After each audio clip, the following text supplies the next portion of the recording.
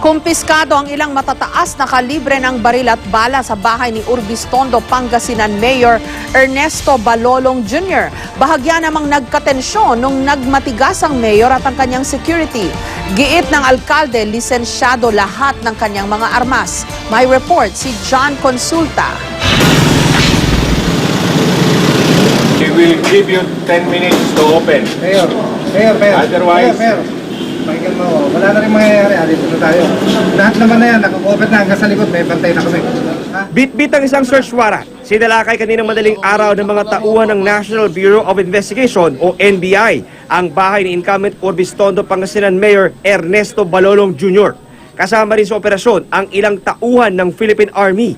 Sa taas at kapal ng gate, di agad nakapasok sa compound ang mga ahente. Biglang tumaas ang tensyon nang mag-armas ang mga security ng alkalde at magbatigas ito na di papasukin ang mga operatiba. Buksan niyo na ako, kundi pupursahin na ako namin to. Tsaka yung mga bata mo, pababa mo ng simento yung baril. Ano? Walang may baril na hahawak dyan. Oo nga, kahit may lisensya yan, basta ibaba mo. Timon, pasok na. Hindi nagtagal, pinapasok din ang mga operatiba. Agad dinisarmahan ang mga security ng alkalde. okay, serial number. Sa paghahalugog sa mga kwarto, nakita ang ilang mga baril na nakakubli sa iba't ibang bahagi ng mga silid. Sir, yung baril may lisensya ba yan? Opo.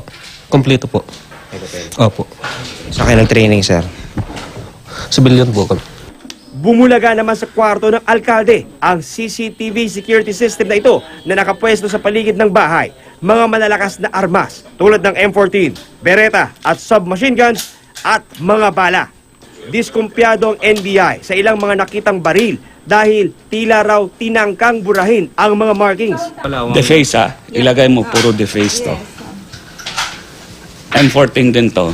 Hindi bababa sa 16 na assorted high-powered at short firearms ang na-recover nga dito sa bahay ni Mayor Balolong Jr. Pero depensa ng alkalde, ang lahat daw ng ito ay kanyang depensa at para sa kanyang seguridad.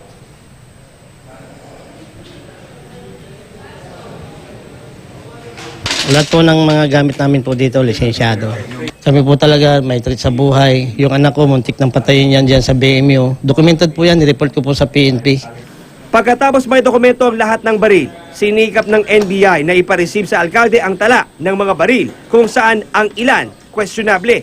Pero tumanggi raw ito, kaya tuluyang inaresto ang alkalde. Ngayon, makikiusap kami sa iyo. Posas. Hindi. Posas. Mayor, makikiusap kami sa iyo. Doon mo, Mayor, ayon sa opisina ito. Mayor Balolong Jr., you are under arrest. Sige na, Mayor. Wala po akong kasalanan eh. Sige na. Susunod na lang po yung abogado nyo. Dalhin po mga gamit. Sabi ko lang yung hipi ko, ibilis ko lang. Dadalhin po mga gamit sa opisina. Sumunod po. Bakit po ako hinuhuli? Lisensyado po yung baril ko, mga baril ko. Lisensyado naman po. Lisensyado naman baril namin eh. Wala kang kasalanan, sir. Wala pa akong kasalanan, boss. Sa Manila, doon namin i-process ito. Kung gusto niyang may abogado siya, pasundin niya yung abogado. Walang papeles yung iba. Bukod sa assorted na bala, isa sa ilalim ang iba't ibang uri ng baril na nakumpiska sa ballistic examination para matukoy kung nagamit ito sa illegal na gawain. John Consulta, GMA News.